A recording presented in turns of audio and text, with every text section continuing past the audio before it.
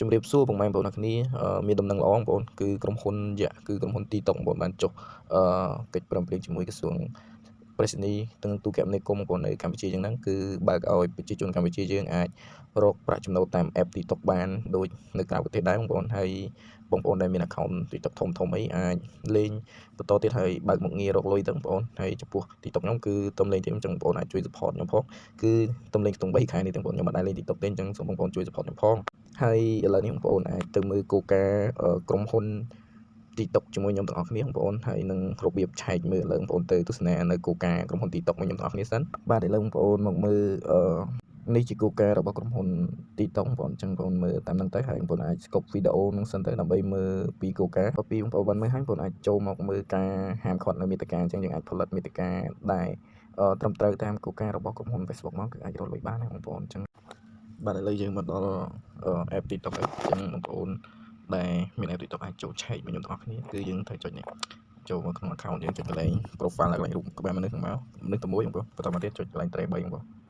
ត្រេ3នៅខាងលើហើយបន្តមកបងប្អូនយកពាក្យ TikTok SEO ហើយបន្តមកទៀតបងប្អូនទៅឆែកមើលវីដេអូដែលយើងផុសថា Facebook មិនចាប់អត់អញ្ចឹងគោលការណ៍ Facebook ខ្ញុំបាននិយាយហើយបងប្អូនអញ្ចឹងបងប្អូន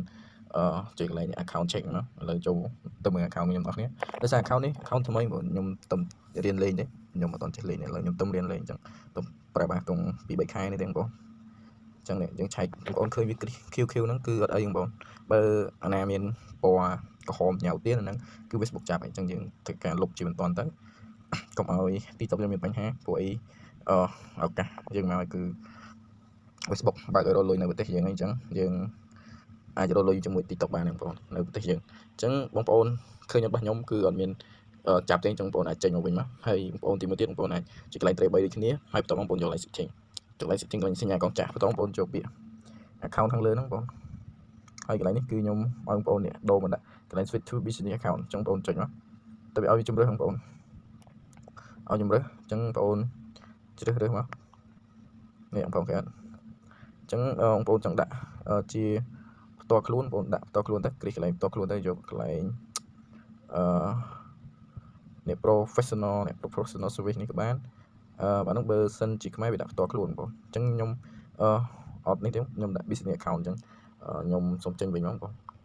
ខ្ញុំអត់រើសទេហើយបងប្អូនរើសយកមកដាក់ខ្ញុំដូចខ្ញុំមកកន្លែងដាក់ឲ្យបើបងប្អូនឆែកទៅឃើញ with business account ហ្នឹងបងប្អូនដិតយកអាហ្នឹងទៅហើយមិនចាំដូរទេហើយបន្តមកទៀតបងប្អូនសូមចាប់វីដេអូហ្នឹងហើយសូមចាត់បងប្អូនជួយ follow ហើយជួយបងប្អូនជួយ follow ជួយ like មួយផងបងប្អូនហើយជួយ share ផងបងប្អូនដើម្បីឲ្យបងប្អូនយើងដឹងទៀតហើយសូម